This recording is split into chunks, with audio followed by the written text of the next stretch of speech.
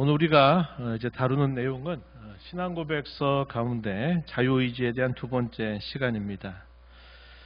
자유의지라는 말, 이게 어떤 의미를 담고 있는가? 우리가 일반적으로 상식적으로 생각하고 있는 그런 우리의 생각과 성경이 가르치고 있는 그 의미가 분명히 다르다는 것을 우리가 함께 생각해 보았습니다. 이 자유의지의 문제가 왜 중요할까요?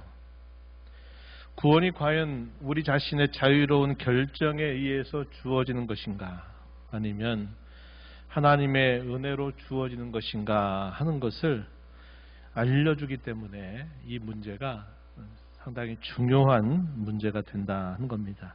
이것에 대해서는 크게 세 가지 주장 정도가 있습니다. 첫 번째 주장은 뭐냐면, 우리의 의지는 전적으로 타락했다라고 하는 주장이 하나고, 또 하나의 주장은 우리의 의지는 결코 타락하지 않았다 하는 그런 주장, 또 하나의 주장은 절충해서 우리의 의지는 부분적으로 타락했을 뿐이다 라고 주장하는 이런 세 가지의 주장이 있다는 겁니다.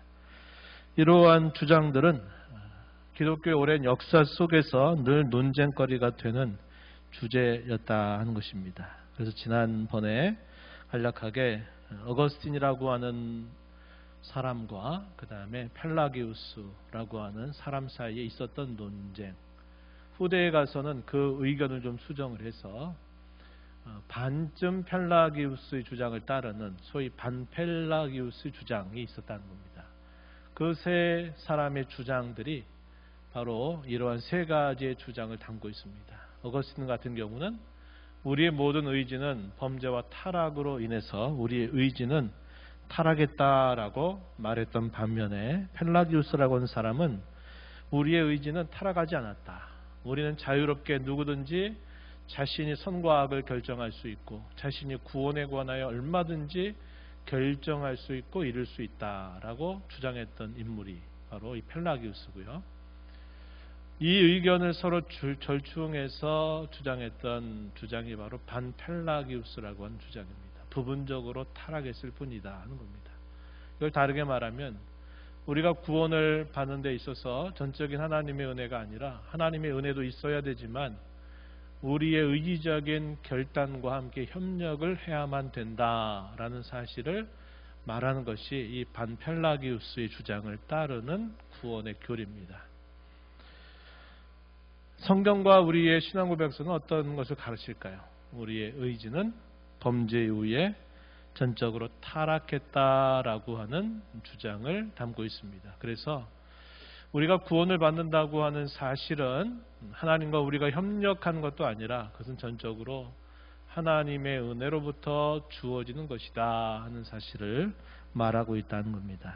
우리가 이것을 지난 첫 번째 시간에 이런 문제들을 함께 다루었어요. 오늘 우리가 다루는 두 번째 시간에서는 이제 결론에 도달하게 되는데, 우리는 예수님의 공로로 말미암아 거듭나면서 우리의 이 타락하고 부패했던 의지가 새로워졌다라고 하는 것을 우리가 알게 된다는 겁니다. 그리고 마침내 우리는 영광스러운 상태에 이르게 된다는 것을, 우리는 소망을 가지고 살아가게 된다는 것이 이제 오늘 우리가 다루는 중요한 내용이 되겠습니다.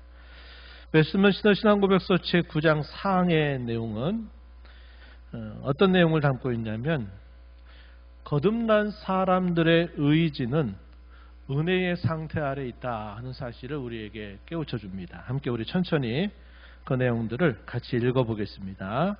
4항의 내용입니다. 하나님께서는 죄인을 회개시켜 은혜의 상태로 옮기실 때 그 죄인을 그가 태어날 때부터 얽매여 있던 죄의 속박에서 자유롭게 하신다. 그리고 하나님께서는 오직 은혜로 그 죄인이 영적으로 선한 것을 자유롭게 원할 수 있고, 그리고 그 원하는 것을 행할 수 있게 해주신다. 그렇기는 하지만 그러는 것만큼 그 죄인에게 남아있는 부패 때문에 그는 선한 것을 완전히 결심하지도 그것만을 원하지도 못할 뿐 아니라 악한 것을 원하기도 한다. 이게 사항의 내용입니다. 이게 오늘을 살아가는 저와 여러분의 현 상태를 그대로 보여주는 그런 내용을 담고 있습니다. 이 항목에 있어서 중요한 요점 두 가지로 정리할 수 있겠는데, 첫 번째 요점은 거듭난 사람, 소위 구원받은 사람들의 의지가 새롭게 된 의지라고 하는 사실입니다. 그 해당되는 내용을 우리가 신앙고백서를 통해서 확인하면, 하나님께서는 죄인을 회개시켜 은혜의 상태로 옮기실 때, 은혜의 상태에 있다는 겁니다. 여기 중요한 포인트예요. 그 죄인을 그가 태어날 때부터 얽매여 있던 죄의 속박에서 자유롭게 하신다. 그리고 하나님께서는 오직 은혜로, 중요한 포인트죠. 그 죄인이 영적으로 선한 것을 자유롭게 원할 수 있고, 그리고 그 원하는 것을 행할 수 있게 해주신다. 이렇게 말합니다. 그래서 이 자유의지에 대한 성경의 이야기는 크게 몇 가지가 있어요. 죄가 없는 상태, 누구에게 있었던 겁니까? 아담과 하와에게만, 범죄하기 직전 아담과 하와에게만 있었던 무죄 상태의 자유의지가 분명히 있었다. 그러나 아담과 하와가 범죄하고 타락하고 난 이후에 이 자유의지는 상실되었다 하는 겁니다. 전적으로 타락했다 하는 겁니다. 그래서 범죄 상태에 놓여 있는 것이 두 번째. 그러나 하나님께서 예수님을 통해서 구원하신 그의 자녀들에게는 새로운 의지를 다시 북돋아 주셨다는 겁니다. 이걸 우리가 중생된 의지라고 말합니다. 그래서 하나님의 뜻을 행하고자 하는 그런 거룩한 소원이 믿는 성도들의 심령 속에 일어난다는 겁니다. 그리고 마지막 상태가 뭐냐면 영광의 상태라는 겁니다. 그야말로 온전하게 하나님의 뜻만을 행할 수 있는 그런 상태에 도달하는 그 때를 바로 이 영광의 상태라고 말합니다. 그래서 이러한 네 가지의 상태들이 있다 하는 것이에요.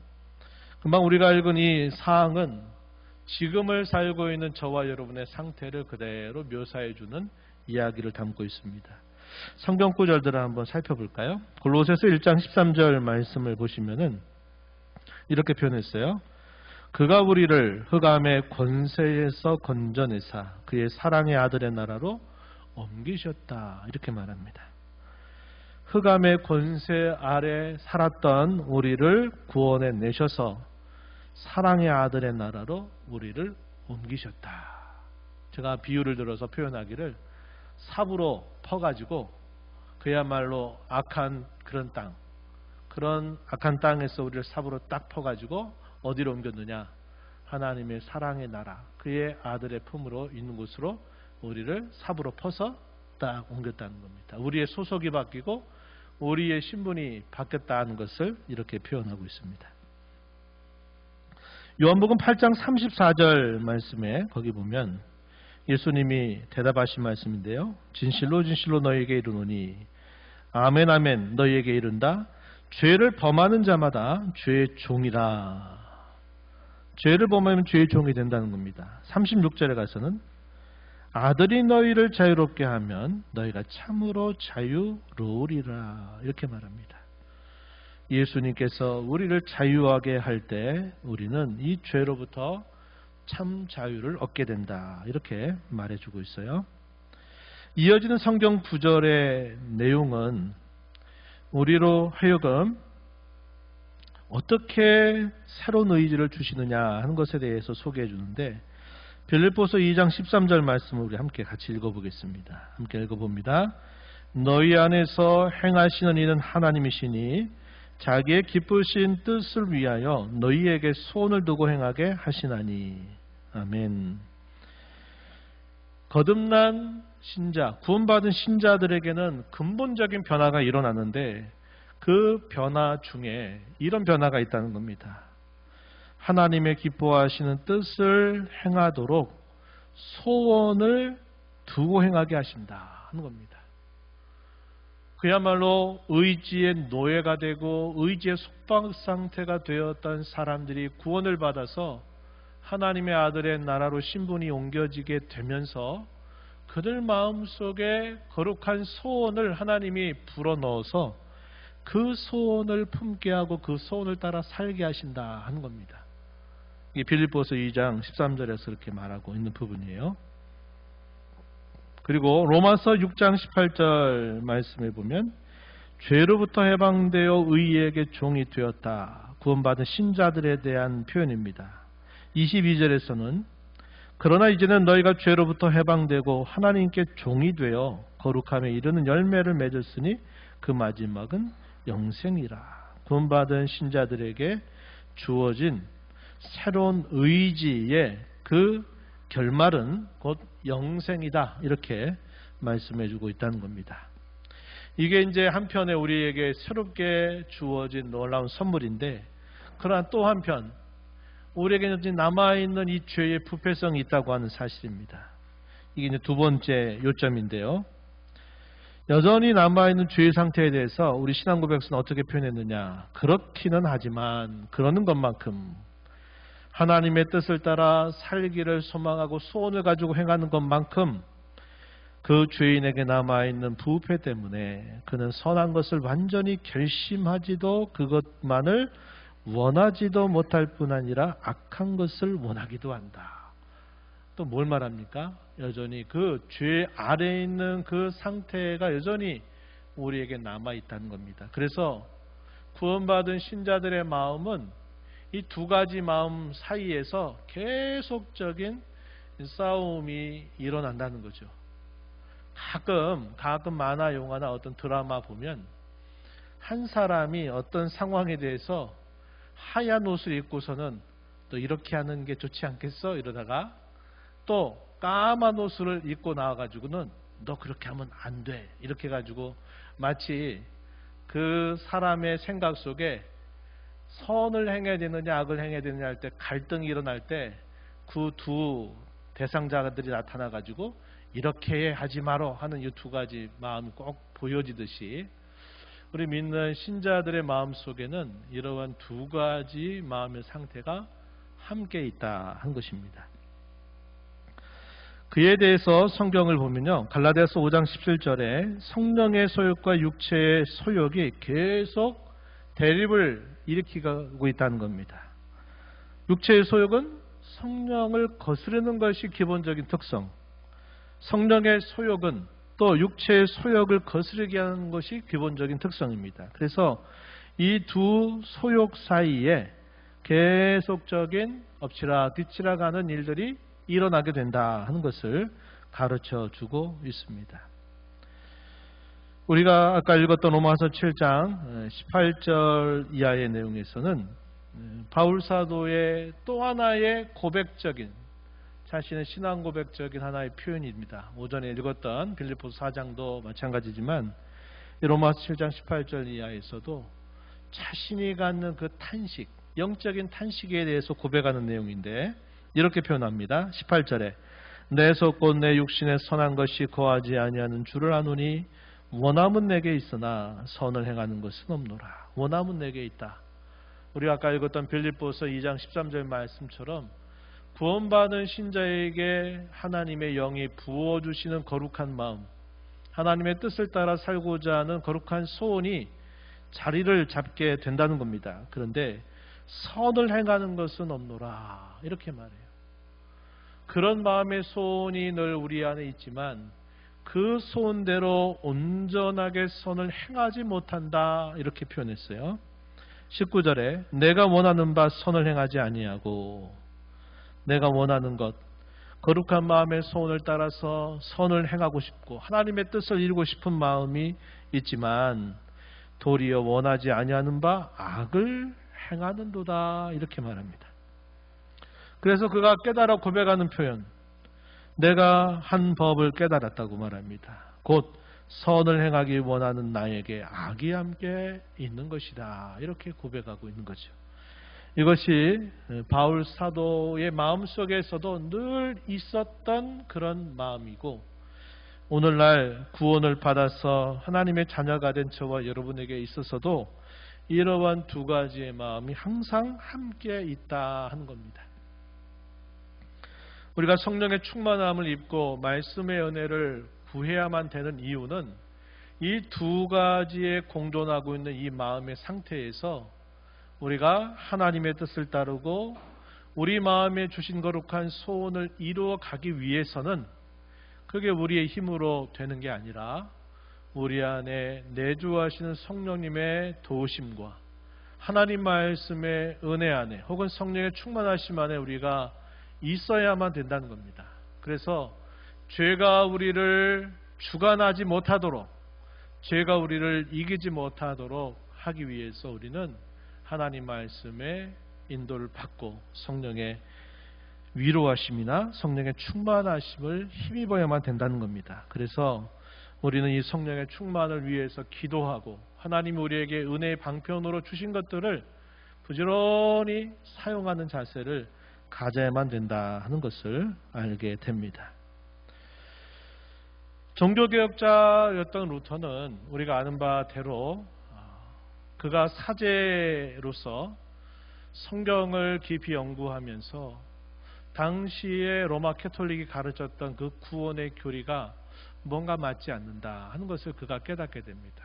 그가 많은 어떤 훈련들 또 많은 연단들을 그가 하면서 많은 노력을 기울여 보지만 역시 그 연단과 노력 끝에서 발견되는 그 허탈함과 허무함은 그의 삶에서 벗어날 수가 없었다는 겁니다. 그가 시편의 말씀을 깊이 연구하고 또 로마서 또 갈라디아서 이런 성경들을 연구하게 되면서 내가 이제껏 잘못 배웠구나. 이제껏 내가 잘못 행해왔구나. 오직 믿음이 하나님께로부터 주어지는 선물이라고 하는 것, 우리가 하나님 앞에 의롭게 된다는 것이 오직 믿음을 통해서만 이루어진다고 하는 사실을 그가 깨닫게 되면서 결국 종교개혁이라고 하는 아주 위대한 과업을 하나님께서 그를 통해서 이루시게 됩니다. 루터는 구원을 받은 그 기쁨과 함께 그는 항상 어떤 생각에 젖어 있었냐면 이런 생각에 젖어 있었어요. 나는 죄인이다. 그러나 동시에 나는 의인이다. 또 반대로 나는 의인이다. 그러나 동시에 나는 죄인이다. 이런 말을 사용했다고 합니다. 동시에 죄인이면서 동시에 의인이라고 하는 말을 썼어요. 좀 더 성경적으로 가까운 표현은 뭐냐면 우리는 본성상 죄인이라는 겁니다. 그럼에도 불구하고 우리는 하나님의 은혜로 여전히 의인이라고 말하는 거예요. 죄인이면서 동시에 의인이다 하는 말과 죄인이지만 그럼에도 불구하고 의인이다 라고 하는 말이 그 뉘앙스 여러분 좀 이해가 되고 좀 차이가 느껴집니까? 오늘 우리가 살펴본 이 사항의 내용은 죄인과 의인이라고 하는 이 관계를 우리가 어떻게 생각해야 되느냐를 생각하게 해주는 그런 내용을 담고 있다 하는 겁니다. 그래서 우리가 어떤 생각을 해야 되느냐? 나는 여전히 죄인이지만 그러나 그럼에도 불구하고 나는 의인이다 라는 이런 생각을 우리가 가지고 이 땅을 살아야 된다 하는 겁니다. 이 말 속에는 단순히 나는 죄인이야 그럼에도 불구하고 의인이야 하는 생각만 체면처럼 계속 나에게 되뇌이는 것을 말하는 것이 아니죠. 이 말 속에는 뭐가 당연히 포함되어 있을까요? 죄와의 싸움, 죄와의 끊임없는 싸움을 결단하고 이 죄와 싸워서 이 죄를 이겨내는 삶을 우리가 이 땅에 사는 동안 부단히 행하며 살아야 된다 하는 것을 우리에게 가르쳐 주고 있다는 겁니다. 그래서 우리가 꼭 기억해야 되겠어요. 이제 5번째 항목, 마지막 항목으로 넘어가면 이렇게 우리의 영광스러운 미래를 영광의 상태로 묘사하고 있습니다. 함께 같이 읽어볼까요? 짧습니다. 함께 읽어볼게요. 5항입니다. 인간의 의지는 영광의 상태에서만 자유롭게 선만을 완벽하게 그리고 변함없이 행할 수 있게 된다. 그래서 제가 초두에 말씀을 드린 것처럼 무죄 상태, 죄와 타락 아래에 있는 상태, 그리스도 안에서 거듭난 상태, 그리고 가장 마지막은 영광의 상태로 해서 이렇게 우리의 논의를 성경을 따라서 풀어가고 있다고 하는 사실입니다. 영광의 상태를 말해주는 거예요.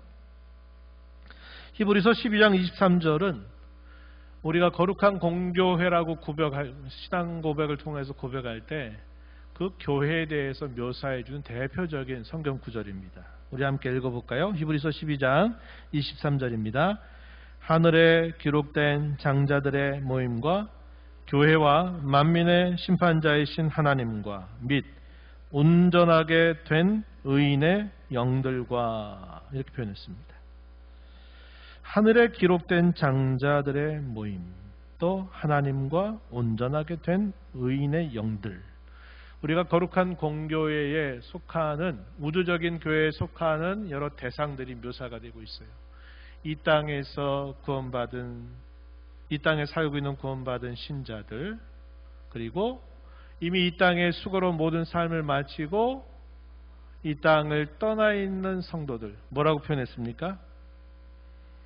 뭐라고 표현했어요? 온전하게 된 의인들의 영들. 뭐라고 표현해요? 온전하게 된 의인들의 영들. 이렇게 표현했습니다. 어떤 사람들을 묘사하는 말일까요?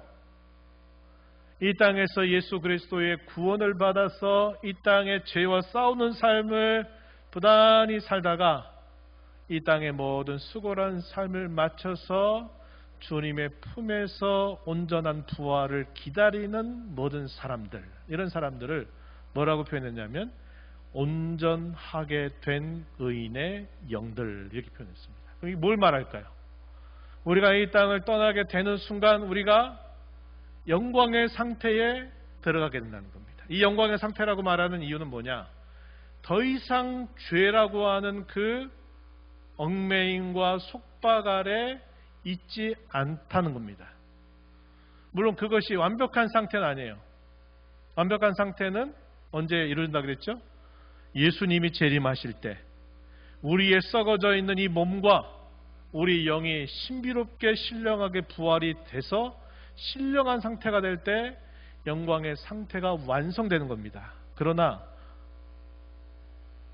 신자들이 이 땅에 살다가 죽게 되는 그 순간, 죽음이라고 하는 이 관문을 통과하는 그 순간 성도들의 영혼은 온전하게 된다, 혹은 영광스럽게 된다라고 말하는 겁니다.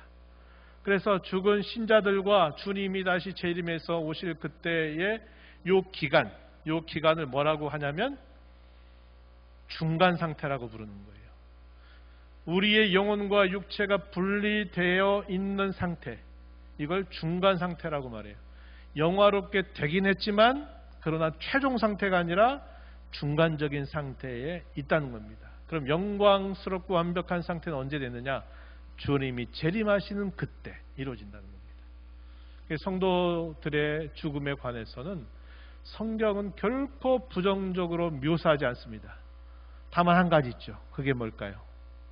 사랑하는 사람을 내가 일정 기간 동안 보지 못한다. 이별의 그 순간이 우리를 기다리고 있다는 것이 우리에게 슬픔이 되고 안타까움이 되고 가슴 저미게 되는 일이 있긴 하지만, 그것 외에 성경은 성도의 죽음에 대해서 하나님이 성도의 죽음을 귀하게 보신다라고 성경은 말하고, 성도의 죽음에 대해서 부정적으로 말하지 않아요. 성경은 성도의 죽음에 대하여 잔다라고까지 말하는 겁니다. 지난밤 다 주무셨죠?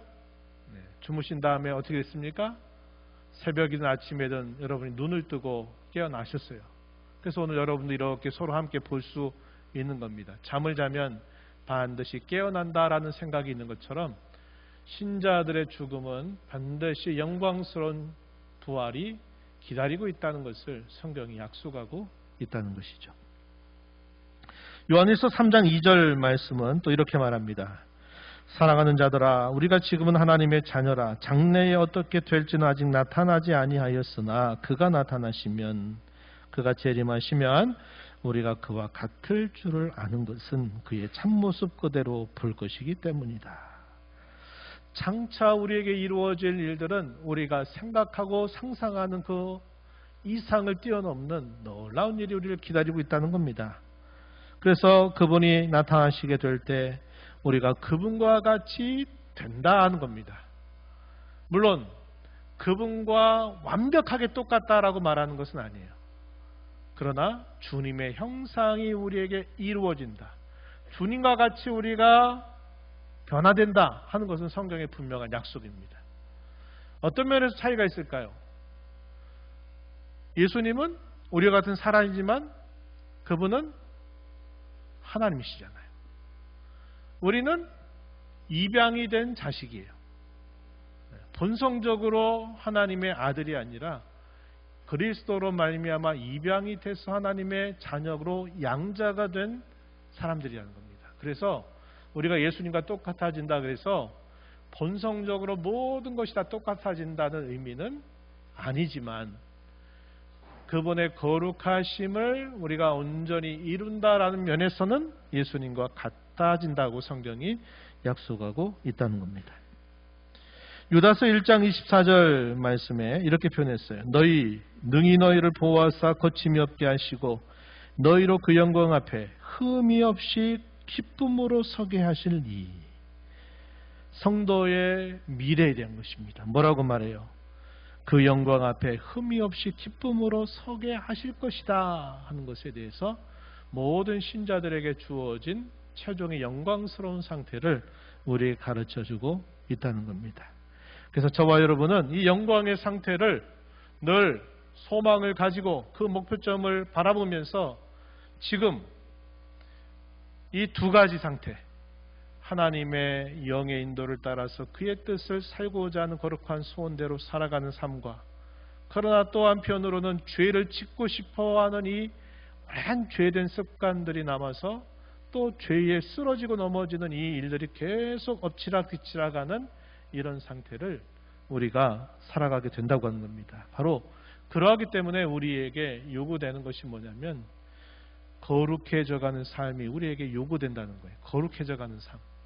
하나님의 성품을 계속 닮아가고 그의 성품대로 빚어져가는 삶이 우리에게 요구된다는 겁니다. 하나님은 고난이라고 하는 수단, 또 역경이라고 하는 수단들도 이런 목적을 위해서 하나님은 자주 사용하시고 계십니다. 우리의 삶이 평탄하고 우리의 삶이 아무것도 아니면 우리는 언제든지 그 자리에 안주하고 이 정도면 됐다라고 항상 그런 습성이 있어요. 하나님은 고난이라고 하는 것 혹은 역경이나 여러 징계들이나 이런 것들을 통해서 우리로 하여금 지금의 상태에 안주하지 말고 끊임없이 하나님께 더 가까이 나가서 그분을 닮아가게 하도록 하나님은 이런 어려움들을 우리 인생 가운데 두시면서 그것을 통과하게 하시면서 우리의 모난 성품들을 다듬고 우리를 하나님의 형상으로 더 세워가시는 일들을 끊임없이 행하신다 하는 것을 우리는 기억해야만 한다는 겁니다. 이제 결론으로 한번 들어가 봅니다. 우리는 하나님의 크신 사랑과 은혜로 거듭났습니다. 우리의 전인이 구원을 받자마자 우리의 마음에 큰 변화가 일어났죠. 우리의 지식도 새로워졌습니다. 우리의 감정도 새로워졌고 우리의 의지도 새로워졌습니다. 그래서 하나님을 알아가고 하나님 사랑하고 하나님을 향해서 더 가까이 나아오고자 하는 그러한 거룩한 소원도 우리가 가지게 되었습니다. 그러나 여전히 또 한편으로는 옛날의 부패한 모습도 여전히 가지고 있어요. 죄된 것을 좋아하고 죄를 또 즐기고 싶어 하려고 하는 마음도 있고 실제로 죄를 범하기도 한다는 겁니다. 이 두 가지 마음이 늘 있다 하는 것이고 우리가 이 땅에 살면서 우리는 이 죄로 인해서 아파하고 슬퍼하고 괴로워하는 일들이 끝나지 않는다 하는 것도 우리가 알게 됩니다. 그래서 이것은 이러한 사실들은 우리가 이렇게 생각하지는 말자는 거예요. 어떻게? 아니 어쩔 수 없어. 이 땅에서 온전하지 못한 게 우리 아니야? 그래가지고 죄에 지고 죄에 굴복하고 죄가 우리를 주관하도록 해도 어쩔 수 없어. 누구나 다 그런 걸 뭐 이런 식의 태도를 가져서는 안 되겠죠. 도리어 어떤 마음을 가져야 될까요? 하나님의 영의 충만하심을 구하고 죄 말씀의 은혜를 통해서 우리의 죄된 행실들을 죽이고 우리 안에 하나님의 뜻을 행하고자 하는 거룩한 소원이 계속 열매를 맺어가도록 힘써 살아가는 겁니다. 이걸 우리가 다르게 성화라고 말해요. 성화. 이 성화의 상태는 각 신자마다 다 다릅니다. 어떤 신자는 오랜 신앙생활을 했음에도 불구하고 성화로 따지면 여전히 첫걸음 상태에 머물러 있는 안타까운 신자들도 있고요. 반대로 신앙의 연조가 짧아도 하나님의 은혜를 알면서 그의 연주에 비해서 하나님 앞에 계속 거룩해져 가는 삶을 살아가는 신자도 있습니다. 여러분 어떤 사람이 되고 싶어요? 후자가 돼야 되겠죠. 후자가 돼야죠. 우리가 이 땅에서 죄와 함께 평안을 누릴 수 없습니다. 죄와 함께 우리의 양심이 즐거울 수가 없어요. 죄는 우리의 양심을 파괴하고 우리의 삶을 일그러뜨리고 우리의 마음의 상처를 가져다주고 우리의 삶을 계속 해치는 일을 하기 때문에 우리가 이 땅에 될 수 있는 한 이 죄를 벗어버리는 삶을 살아갈 때 우리의 양심이 평화를 얻고 우리의 심령이 주님이 주시는 즐거움으로 채워질 수 있다는 겁니다. 그래서 우리는 거룩한 삶을 이 땅에 사는 동안 힘써 살아가야 된다 하는 것이고 우리가 이런 연약함을 가지고 있는 것을 우리가 받아들이고서 바울 사도가 고백하고 바울 사도가 역시 또 신앙 고백 같은 말을 한 것처럼 나의 약함 때문에 내가 절망하고 내가 낙심하는 것이 아니라 오히려 나의 약함 때문에 나의 약함을 붙들어 주시는 주님의 강함을 더 붙들고 나아가는 삶을 살아가야 된다 하는 것입니다. 여기 고린도후서 2장 5절 이하에 바울 사도의 특별한 신앙 체험과 그의 고백이 잘 담겨 있는 말씀인데요. 한번 눈으로 보세요. 제가 한번 읽어볼게요. 내가 이런 사람을 위하여 자랑하겠으나 이런 사람 누굴까요? 자기 자신. 나를 위하는 약한 것들 외에 자랑하지 아니하리라. 내가 만일 자랑하고자 하여도 어리석은 자가 되지 아니할 것은 내가 참말을 함이라. 진실하다 이 말이죠. 그러나 누가 나를 보는 바와 내게 들은 바에 지나치게 생각할까 두려워해서 그만두겠다. 여러 계시를 받은 것이 지극히 크므로 너무 자만하지 않게 하시려고 내 육체에 가시 곧 사탄의 사자를 주셨으니 이는 나를 쳐서 너무 자만하지 않게 하려 하심이라. 이것이 내게서 떠나가게 하기 위해서 내가 3번 주께 간구하였더니 주께서 나에게 응답해 주시기를 9절에 내 은혜가 내게 족하도다. 이는 내 능력이 약한 데서 온전하여 짐이라 하신지라. 그러므로 도리어 크게 기뻐함으로 나의 여러 약한 것들에 대하여 자랑하니 이는 그리스도의 능력이 내게 머물게 하려 함이라. 그러므로 내가 그리스도를 위하여 약한 것들과 능력과 궁핍과 박해와 군고를 기뻐하노니 이는 내가 약한 그때 뭐함이라? 강함이라는 겁니다. 내가 약한 줄 인정하고 내가 약한 줄을 진실로 깨달을 때 주님으로 말미암아 내가 강해진다는 겁니다. 그래서 나는 세상 사람들이 자랑하는 뭐가 잘났네, 뭐가 좋네 이런 자랑거리 나는 자랑하지 않겠다. 나는 도리어 약한 것들을 나는 자랑하겠다. 왜냐? 내 약함 속에 주님의 강하심이 함께해서 나를 능하게 해주시기 때문이다. 이렇게 바울 사도가 고백하고 있다 하는 겁니다. 오늘 이 말씀을 통해서 저와 여러분에게 주신 이 중생의 의지, 구원받은 신자들에게 주신 이 거룩한 소원, 이것이 하나님이 우리에게 주신 귀한 선물인 줄 알고 영광의 상태에 이르게 되는 그날까지 죄와 힘써 싸워나가는 저와 여러분, 그리고 이 죄로부터 우리가 넘어지고 죄를 범하게 될 때 우리에겐 또 다른 하나의 은혜의 수단이 있죠. 그게 뭡니까? 참된 회개입니다. 그래서 우리가 거룩함을 이루어가는 2가지의 아주 중요한 방법이 있어요. 그건 뭐냐면 죄와 싸우는 삶을 결단하고 죄와 싸우는 겁니다. 그리고 또 하나는 죄에 쓰러지고 넘어졌을 때 빨리 그 죄로부터 벗어나기 위하여 하나님 앞에 참되고 진실한 회개를 하는 겁니다. 그리고 끝나는 게 아니라 그럼 또 뭐 해야 될까요?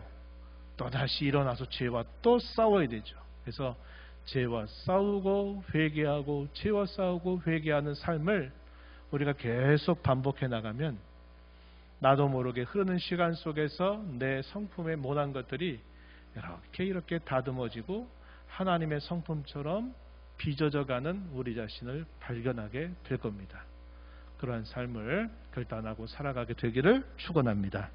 하나님 아버지 감사합니다. 지난 두어 차례를 통해서 자유의지에 대한 성경의 가르침을 살펴보았습니다. 특별히 이미도 죄와 타락으로 죽었던 저희들에게 하나님께서 예수님을 보내주심으로 저희의 죽었던 의지를 다시 되살아나게 하시고 우리로 하여금 하나님 앞에 뜻을 행하고 거룩한 소원을 가지고 살도록 은혜를 주신 것을 저희가 알게 됩니다. 그러나 또 한편 저희들 마음속에 여전히 오랜 죄의 습관들과 죄를 짓고 싶어하는 그 마음 또한 같이 있음을 저희도 경험하고 알고 있습니다.